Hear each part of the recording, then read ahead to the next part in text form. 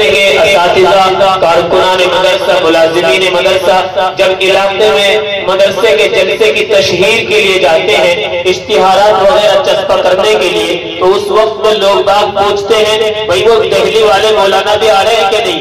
تو اس وقت میں حضرت کا نام اشتہار پر دکھا کر کے ان کے دلوں کو تشفی دی جاتی ہے۔ بارے وہ عظیم المرتبہ شخصیت ہمارے درمیان میں موجود ہے۔ میں انتہائی ادب و احترام کے ساتھ درخواست گزار ہوں، مقرر شعلہ بیان، خطیب لاجواب، مقرر باکمال، واعظ بے مثال اور نہایت ہی فصیح الکلام حضرت مولانا آصف محمود صاحب قاسمی سے کہ حضرت تشریف لائے اور سامعین کو اپنے پرمخ خطاب سے نوازے۔ اس شعر کے ساتھ پھول، بہاریں، خوشبو، جگنو، کلیاں، چمن سب کچھ تیرے نام کیا۔ پھول، بہاریں، خوشبو، جگنو، کلیاں، چمن سب کچھ تیرے نام کیا۔ ہم نے معمور کا سارا گلشن تیرے نام کیا، اور ہم نے مسیحا مانا تم کو، کرنا تم بیماروں کا علاج، دل کا ارماں، درد کا درماں سب کچھ تیرے نام کیا۔ محترم بھائیوں، پنڈال جو ہے بہت تنگ ہو چکا ہے، آپ حضرات اگر ایک مرتبہ اور حرکت کرتے ہیں انشاءاللہ، ایک مرتبہ اور حرکت کر لیں، ادھر بھی تھوڑا ادھر بھی پڑ جائے، ذرا سی حرکت کر لیں آپ، ذرا سی۔ دیکھو لوگ پریشان ہیں، کھڑے ہوئے ہیں، اچھا نہیں لگتا۔ ایوب شروع کریں آپ۔ السلام علیکم ورحمۃ اللہ وبرکاتہ۔ الحمد للہ نحمده ونستعینه ونستغفره ونؤمن به ونتوکل علیہ ونعوذ باللہ من شرور انفسنا ومن سیئات اعمالنا، من يهده الله فلا مضل له ومن يضلل فلا هادي له، ونشهد أن لا إله إلا الله وحده لا شريك له، ونشهد أن سيدنا محمدا عبده ورسوله صلى الله عليه وعلى آله وأصحابه وبارك وسلم تسليما كثيرا كثيرا. أما بعد، أعوذ بالله من الشيطان الرجيم، بسم الله الرحمن الرحيم. واذكروا نعمة الله عليكم إذ كنتم أعداء فألف بين قلوبكم فأصبحتم بنعمته إخوانا. وقال تعالى: إنما المؤمنون إخوة. وقال رسول الله صلى الله عليه وسلم: المسلم أخو المسلم. صدق اللہ العظیم. بزرگان محترم، ایمان والے بھائیوں، پس پردہ تشریف فرما محترم مائیں بہنیں بچیاں، یہ گنہگار حضرت مولانا زاہد صاحب دامت برکاتہم العالیہ کے حکم پر، جو اپنے آپ میں ایک انتہائی باکمال و فعال عالم دین ہے، بافیض عالم دین ہے، ان کے حکم پر آپ کی خدمت میں حاضر ہے، اپنا دکھڑا اور درد و سبق سنانے کے لیے آپ حضرات سے گزارش ہے دعا فرمائیں، اللہ تعالیٰ کچھ کام کی باتیں کہنے کی توفیق عطا کرے، آمین. بزرگان محترم، ہمارا معاشرہ ہمارے مذہب کی عنوان پر اسلامی معاشرہ کہلاتا ہے، اور جس معاشرے کو اسلامی معاشرے کا نام دیا جاتا ہے، اس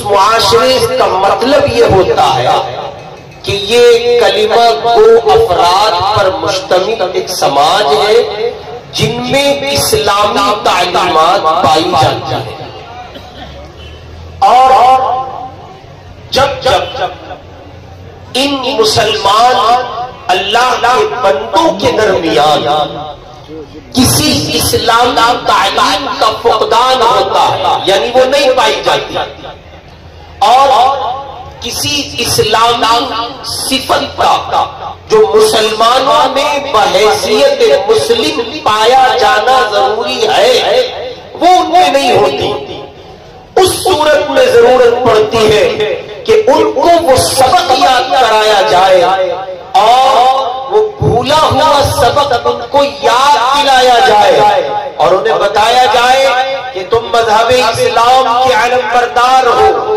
تم کو ایک سبق یہ پڑھایا گیا تھا اب تمہارے اندر نہیں ہے، لہذا اس کی تجدید کرو اور اس سبق کو دوبارہ اپنے معاشرے میں اپنی ذات سے لے کر معاشرے تک زندہ کرنے کی کوشش کرو۔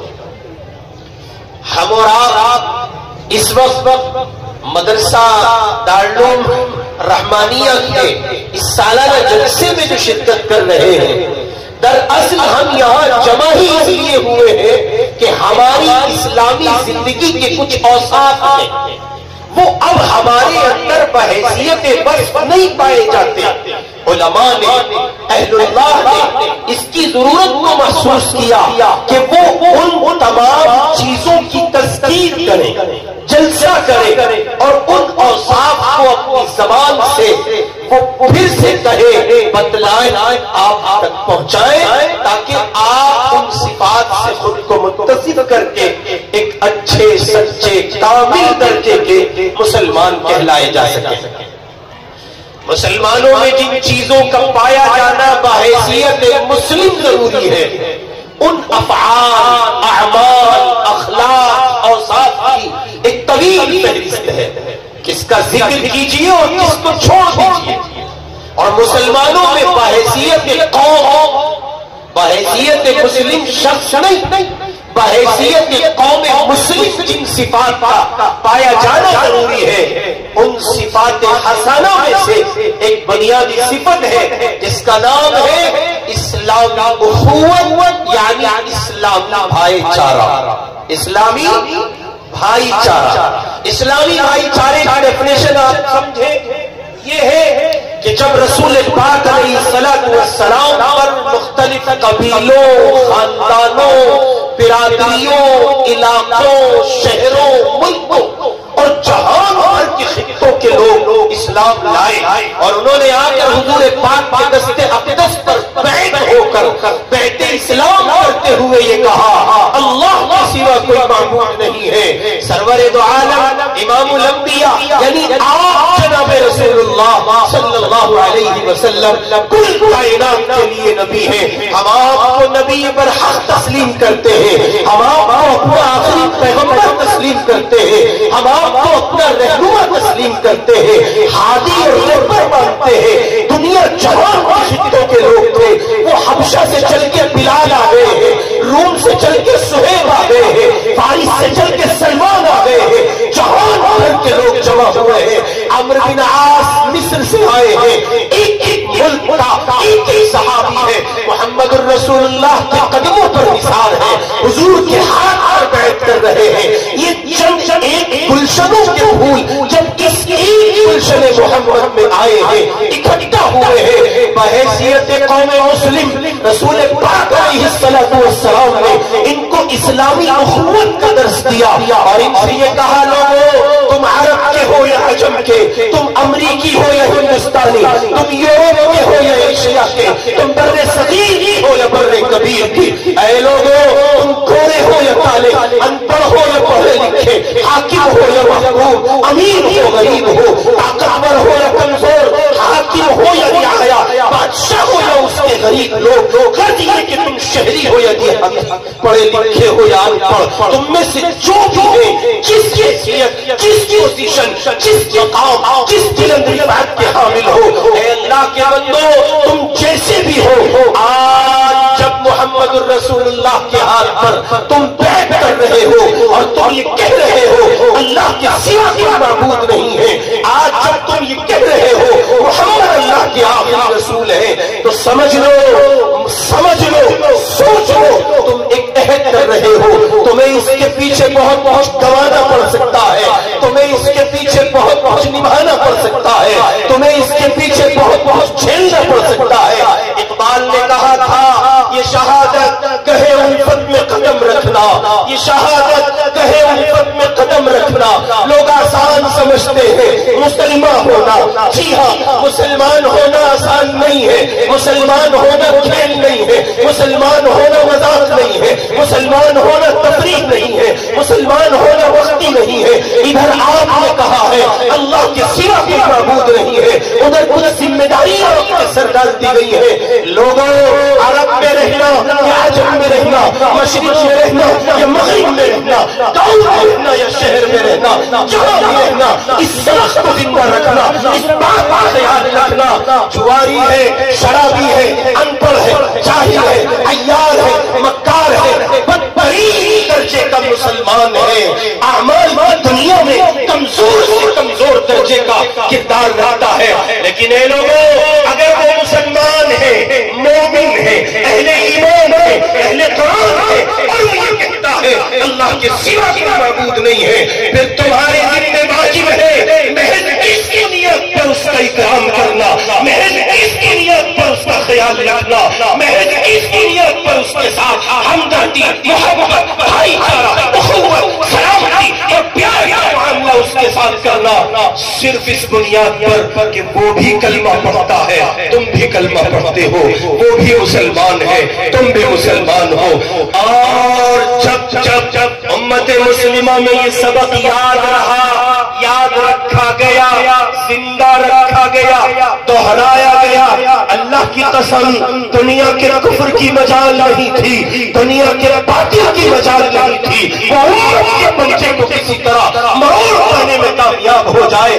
آج آپ دیکھ رہے ہیں فلسطین کی سرزمین پر وہ نہتے بے رس معصوم مظلوم مسلمان. سبق کیا ہے؟ اسلامی حکومت کسی کو یاد نہیں ہے. کیا عرب کو یہ نہیں دکھتا؟ کیا دبئی کو یہ نہیں دکھتا؟ بحرین کو نہیں دکھتا؟ عمان کو نہیں دکھتا؟ کویت کو نہیں دکھتا؟ بغداد سو رہا ہے، کویت سو رہا ہے، سارا عرب سو رہا ہے، پورا پاکستان سو رہا ہے. جہان بھر کی 1.5 ارب کی آبادی ہے، کوئی ان کی مدد کو نہیں پہنچتا. ایک معصوم سی بچی گتے کا ایک ٹکڑا اسی پر سوتی ہے، اسی کو بچھاتی ہے، اسی کو اوڑھ لیتی ہے. اوڑھنے کے لیے رضائی بھی وہی ہے، اوڑھنے کے لیے کمبل بھی وہی ہے، بچھانے کے لیے بچھونا دری بھی وہی ہے. سر کھلا ہوا ہے. الجزیرے کا نیوز رپورٹر پہنچتا ہے، اس معصوم بچی کے سر پہ ہاتھ رکھتا ہے، ایسے اس کے سر کے بالوں کو ذرا درست کرتے ہوئے دست شفقت رکھ کے پوچھتا ہے، بیٹا بارش ہو رہی ہے اور تم محض کسی گتے کے سہارے لیتی ہو. وہ معصوم بچی جواب دیتی ہے، ہمارے ماں باپ نہیں ہے اور ماں باپ کا شکوہ کیا کیا جائے، اب لگتا ہے زمین پر مسلمان بھی نہیں. مسئلہ یہ نہیں ہے کہ آپ کے پاس طاقت نہیں ہے، مسئلہ یہ نہیں ہے کہ آپ آبادی حکم ہے، مسئلہ یہ ہے کہ آپ اپنوں سے غیروں سے زیادہ اپنوں کے دشمن ہیں. مسئلہ یہ ہے کہ آپ کو اپنے ہضم نہیں، آپ کو برادرانہ تفریق میں بٹیں گے، آپ کو علاقائی خطوں میں بٹیں گے. عصبیت آپ کے سر چڑھ کے بولے گی، چودراہٹ کا نشہ اور اس کا خمار آپ کو اپنی زمین کے وجود سے اوپر اٹھنے نہیں دے گا. اور اگر یہی رہا تو مریں گے، سب کے سب مریں گے، کوئی ایسا حال نہیں ہوگا اور پوری قوم کو بھانچ کر دیا جائے گا. اس لیے کہ جن کی صفوں میں انتشار پایا جاتا ہے، زمین پر وہ لوگ کبھی آباد نہیں ہوا کرتے. اس لیے اس سبق کو یاد کیجئے جس کو جناب رسول پاک صلی اللہ علیہ وسلم نے یاد کرایا، اور آپ علیہ الصلوۃ والسلام نے بار بار کہا، واذکروا نعمت اللہ علیکم اذ کنتم اعداء فألف بین قلوبکم فاصبحتم بنعمتہ اخوانا. اپنے حواس کو جمع کیجئے، ایمانی حس کو بیدار کیجئے، کانوں کے پردے کھول لیجئے.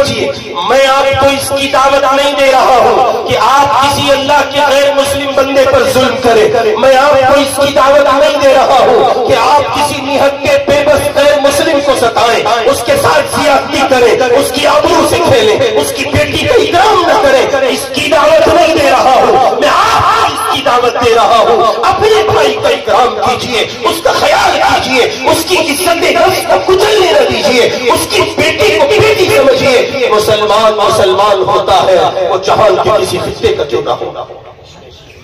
اسی کو حضور پاک علیہ الصلوۃ والسلام نے فرمایا المسلم اخو المسلم، مسلمان مسلمان کا بھائی ہے، لا یظلمہ، حضور فرما رہے ظلم نہیں کرتا، ولا یخذلہ، اور ظلم کے لیے بے یار و مددگار بھی نہیں چھوڑتا.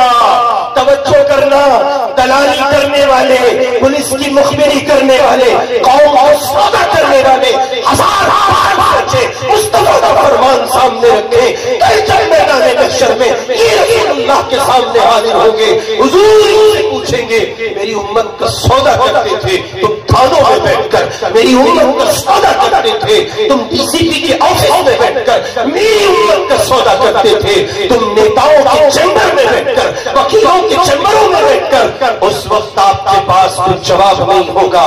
اگر آپ اس گناہ کے شکار ہیں تو توبہ کر لیجئے، اور اگر محفوظ ہیں تو رب اکبر کا شکر ادا کیجئے اور کہیے اللہ آپ کا احسان، میں اس جرم سے پاک ہوں.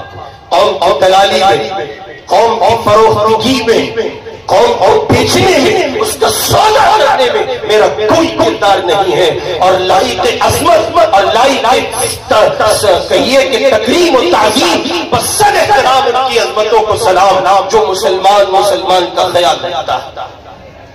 اپنے گھر کی حفاظت کو کہنے کا مطلب کبھی بھی دوسرے کے گھر کو لوٹنا نہیں ہوتا.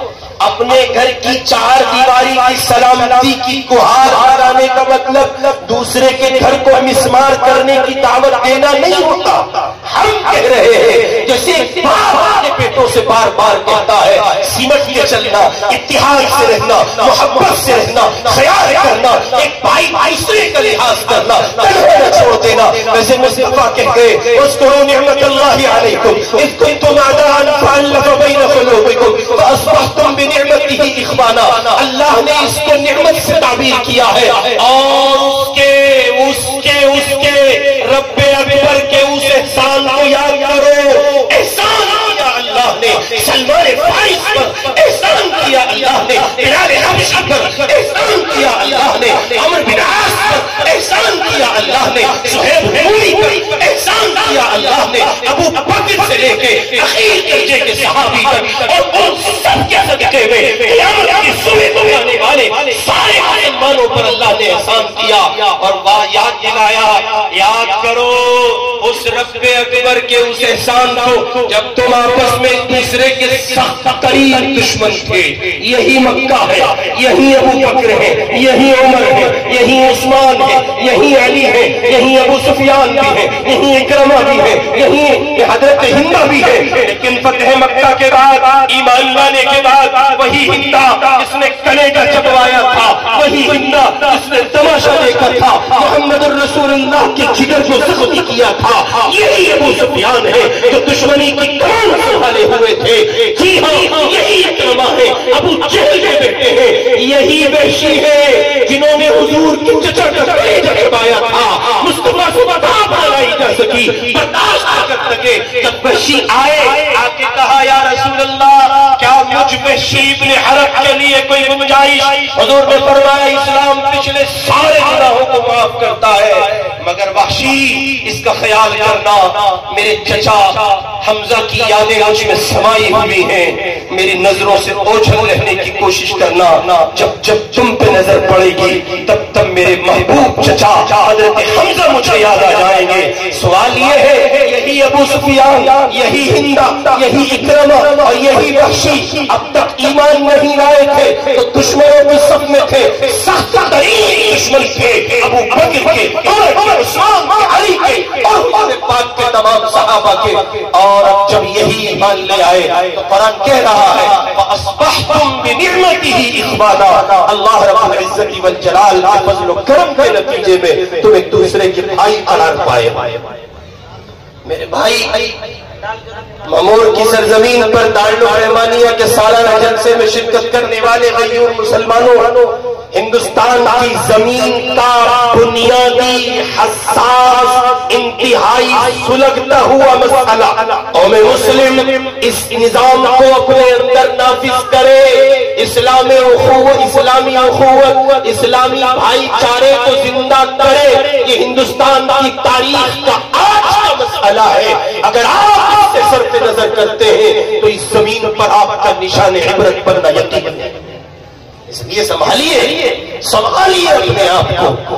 ہمیں احترام کرنا ہے ہر اس ہندو بھائی کا جو احترام سے پیش آتا ہے، ہمیں احترام کرنا ہے ہر اس سکھ کا، دلت کا، جینی کا، پارسی کا، بدھسٹ کا، آدیواسی کا، یہودی کا، عیسائی کا، جو محبت سے پیش آتا ہے، لیکن ان کی محبت، ان کی رواداری، ان کی اظہار یکجہتی اور ان کے پیار، ان کے خیال کا یہ مطلب نہیں ہے آپ کسی مسلمان کا سودا کر جائیں، اس کا یہ مطلب نہیں ہے آپ کسی مسلمان کو زمین کو ٹھیس پہنچائیں، اس کو زمین دوست کر دیں۔ یہ مطلب اس کا نہیں ہے کہ آپ کسی کے ساتھ اظہار یکجہتی میں کسی ماں کا مسلمان لال چھین کر اس کو قبر کا حصہ بنا۔ قرآن کہہ رہا ہے انما المؤمنون اخوہ، مسلمان سارے کے سارے بھائی بھائی، نہ کالے گورے کا امتیاز، نہ پڑھے لکھے ان پڑھ کا امتیاز، نہ مالدار غریب کا، یہی تو خوبی ہے مذہب اسلام کی۔ ایک ہی سب میں کھڑے ہو گئے محمود و ایاز، نہ کوئی بندہ رہا نہ کوئی بندہ نہ رہا۔ اگر آپ کے یہاں بھی یہ تفریقیں پلتی ہے اور آپ کے یہاں بھی یہ چیزیں پروان چڑھتی ہے کہ صاحب یہ پلا اونچا اور یہ پلا نیچا، تو پھر آپ میں ان برہمنوں میں کوئی فرق نہیں رہ جاتا جن برہمنوں کے یہاں چھوٹ چھاٹ کو لازم رکھا گیا ہے، اور جن کے یہاں کہیے کہ ان کی عبادت گاہوں میں اور ان کی مذہبی آستھاؤں کی جگہوں پر کمزور پسماندہ طبقے کے لوگوں کی کسی طرح کوئی شرکت نہیں ہوتی۔ مذہب اسلام کا یہ خاصہ ہے، اس نے سب سے پہلے اسی کا خاتمہ کیا۔ حضور پاک علیہ السلام مکہ مکرمہ میں بار بار کہتے ہیں کفار مکہ سے، بات سن لو، ایک بار بات تو سن لو، میں محمد کہنا کیا چاہتا ہوں، کم از کم سن تو لو۔ ادھر حضور بار بار فورس کرتے ہیں، بار بار اصرار کرتے ہیں، نہیں آتے۔ ایک مرتبہ تیار ہوئے اس بات پر مکے کے کفار کہ محمد صلی اللہ علیہ وسلم آپ کی بات سن لیں گے، مگر آپ کے ساتھ یہ جو غریبوں کا ٹولہ ہوتا ہے، یہ آپ کے کمزور جو ایمان والے آپ کے بھائی جن کو آپ کہتے ہیں، یہ نہیں ہونے چاہیے۔ حضور نے اس مصلحت کے پیش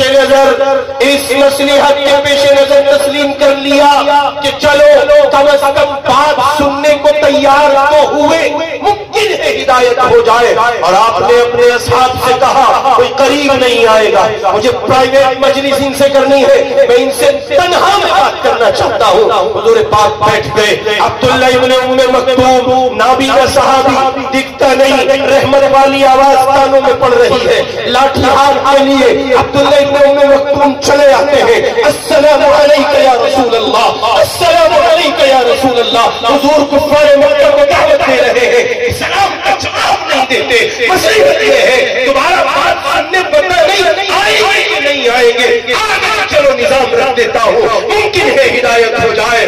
لوگوں قرآن کا 30واں پارہ اٹھاؤ، سورہ عبس کا مطالعہ کرو، ایک مسلمان کی عظمت ہے، محمد الرسول اللہ کی ذات ہے، پورا خیال نہیں تھا، پوری فکر نہیں تھی، پوری سوچ نہیں تھی۔ نبی سے پاک ہوتا ہے، نبی معصوم ہوتا ہے، نبی محفوظ ہوتا ہے، اس کے باوجود رسول پاک نے بڑبڑائی نصیحت جواب نہیں دیا۔ عبداللہ ابن ام مکتوم آئے، سلام کرتے رہے، 3 بار سلام کیا۔ کانوں میں آواز تو پڑتی ہے اللہ کے لاڈلے حبیب بول رہے ہیں، کانوں میں آواز تو پڑتی ہے پاک پیغمبر بول رہے ہیں، کانوں میں آواز تو پڑتی ہے محمد بول رہے ہیں، جواب کیوں نہیں مل رہا ہے؟ عبداللہ ابن ام مکتوم بے چین ہو گئے۔ اللہ کو یہ بات ایسی لگی کہ محبوبانہ عتاب فرمایا رب اکبر نے۔ اور اس سے پہلے جب کبھی خطاب کیا اپنے لاڈلے کو، جب کبھی خطاب کیا اپنے محمد کو، جب کبھی خطاب کیا اپنے نبی کو، اپنے رسول کو، تو قرآن میں اللہ نے کہا یا ایھا النبی، یا ایھا الرسول، یا ایھا المزمل، یا ایھا المدثر، 1000 طرح کے عنوان لگائے گئے ہیں۔ لیکن آج ایک مسلمان تھا، کمزور تھا، نابینا تھا، کفار مکہ نے کہا کہا تھا کوئی قریب نہیں آئے گا، کوئی مسلمان منظور کے قریب نہیں آئے گا. تب آپ کی بات سنیں گے. اللہ نے کوئی عنوان نہیں باندھا، سیدھے سیدھے لفظوں میں خطاب کیا. عبس وتولی، عبس وتولی، چہرہ پھیر لیا. ان جاءہ الاعمى، اس لیے کہ وہ اندھا تھا. سورہ عبس کی تفسیر پڑھیں، روح کانپ جاتی ہے. مسلمانوں کیسے گوارا کرتے ہو کسی مسلمان بیٹے کا سودا کرنا، کسی مسلمان بھائی کا سودا کرنا، کسی مسلمان کو دھوپ پہ مچھر میں دیکھ لینا؟ کیسے تمہارے نقمے تمہارے حالات سے نیچے اتر جاتے ہیں؟ آج 3 مہینے سے زائد طویل مدت اور 7 اکتوبر سے ایک قیامت پڑتا ہے فلسطین کی سرزمین پر. آپ سے پوچھتا ہوں، اسلامی حکومت زندہ ہے، اس پورے مشورے میں ایک مسلمان کھڑا ہو کے کہے میں نے کھانا نہیں کھایا کسی ایک وقت میں اس لیے نہیں کھایا کہ میرے فلسطینی بھائیوں کو نہیں معلوم کھانا ملا ہوگا کہ نہیں ملا ہوگا. ایک مسلمان کھڑا ہو کے بتائے بڑی اچھی گاڑیاں، بڑے اچھے بڑے موبائل اور بڑی شان و شوکت کی شادیاں کرنے والوں، اگر تمہاری جنت کسی وجہ سے طے ہو بھی گئی اور کسی وجہ سے جنت میں جانے کا فیصلہ میرا آپ کا ہو بھی گیا، اب بدعمالیاں اس درجے ہے، اللہ کا فضل ہوا تو بات بنے گی، ورنہ نہیں. اور اگر کسی صورت ہو بھی گیا تو ادھر آپ جنت کو سدھار رہے ہوں گے، ادھر پیچھے سے کوئی معصوم فلسطینی آ کے آپ کا دامن پکڑے گا اور کہے گا اللہ کے پاک پیغمبر دعوت بھیج رہے ہیں، یہ ہندوستانی جنت میں جائیں گے. یہ کہرانے کے لوگ نہیں، انہوں نے رحمت اللہ کہرانے کو بھلا دیا تھا. یہ نہیں جا سکتے. ان کے اکابر اسلامی اخوت کا ٹیکس دیتے تھے اور یہ ساری باتیں اسلامی اخوت کے سبب کو انہوں نے پورے طور پر مٹا دیا تھا. اس لیے عرض کر رہا ہوں اسلامی اخوت کو زندہ کیجئے. مسلمان کیسا بھی ہے، شرابی ہے، جواری ہے، عیار ہے، مکار ہے، بے نمازی ہے، بد عمل ہے، بد کردار ہے، اگر وہ کلمہ پڑھتا ہے، اگر وہ کلمہ پڑھتا ہے، اگر وہ کہتا ہے اللہ ایک ہے، اس کا کوئی شریک نہیں ہے، محمد اللہ کے آخری رسول ہے، اس کی مدد، اس کا تعاون، اس کے ساتھ کھڑا ہونا اور حال میں اظہار محبت کرنا، اس کا ساتھ دینا ساری دنیا کے کفر کے مقابلے آپ پر واجب ہے. ہاں ظلم کرتا ہے پھر آپ اس سے دستبرداری اختیار کیجئے. مسلمان ظالم نہیں ہو سکتا. پھر اس ہندو کے ساتھ کھڑے رہیے، پھر اس دلت کے ساتھ کھڑے رہیے جو مظلوم ہے، پھر اس بے بس کے ساتھ کھڑے رہیے. لیکن اگر مسلمان ہے تو ساری دنیا سے زیادہ ہمدردی کا مستحق یہ ایک مسلمان ہے جو یہ کہتا ہے اللہ کے سوا کوئی معبود نہیں اور آپ کے اسلامی رشتے کا بھائی ہے. 2 باتیں صرف اور عرض کر رہا ہوں پھر بات ختم. حضرات صحابہ اکرام ہجرت کر کے مکے سے مدینہ پہنچے، حضور پاک نے سلسلہ مواخات قائم کیا اور آپ نے فرمایا یہ مہاجرین مکی آئے ہیں، یہ مہاجرین دوسرے خطوں سے آئے ہیں اور انصار مدینہ سنو یہ تمہارے اسلامی رشتے کے بھائی ہیں. کیسا نبھایا ہے، کیسا نبھایا. اگر کسی صحابی کے پاس 2 بیویاں تھیں، ایک کو طلاق دینے کا ارادہ کیا اور کہا میرے بھائی میں اس کو طلاق دے دیتا ہوں، عدت کی تکمیل ہوگی پھر اس سے آپ نکاح کر لینا. یہ میرے 2 مکان ہیں، ایک آپ کا ہے، یہ میرے 2 باغ ہیں، ایک آپ کا ہے، یہ میری 2 دکانیں ہیں. کیوں؟ اس لیے کہ یہ وہ رشتے کے اسلامی بھائی ہیں جن کو محمد الرسول اللہ نے اسلامی رشتے میں باندھا.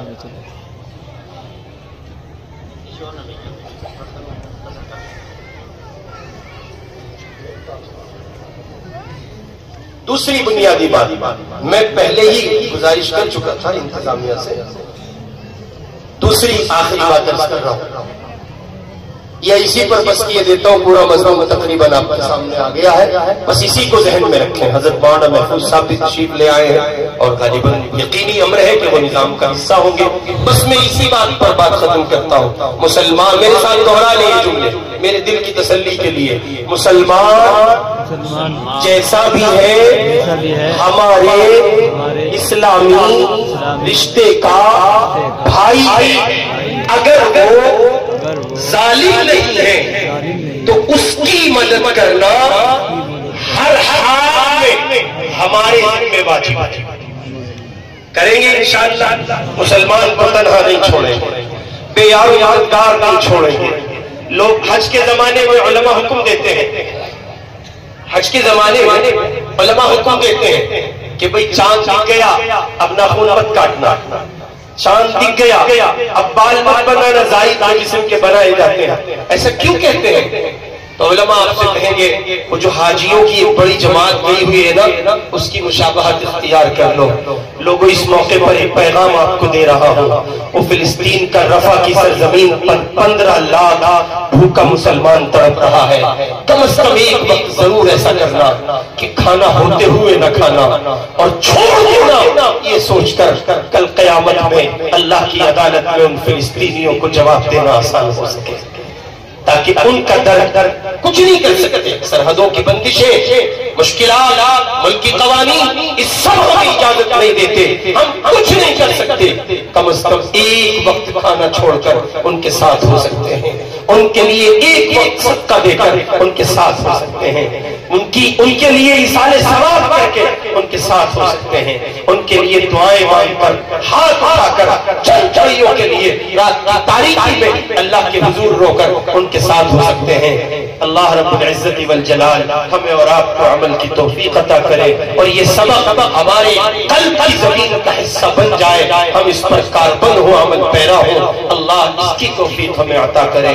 بہت بہت زیادہ مبارکبادی پیش کرتا ہوں جناب حضرت مولانا زاہد صاحب دعوت برکاتہم کو. بڑا پیارا گلشن وہ سجاتے ہیں. دارالعلوم بہروانیہ کی برکت سے اللہ تعالیٰ اس ادارے کو دن دگنی رات چوگنی ترقی نصیب فرمائے. حضرت مولانا کو مزید خدمات دینیہ اور خدمات جلیلہ کے لیے قبول فرمائے. وہ آخر دعوانا بچوں کی پکڑی بندنی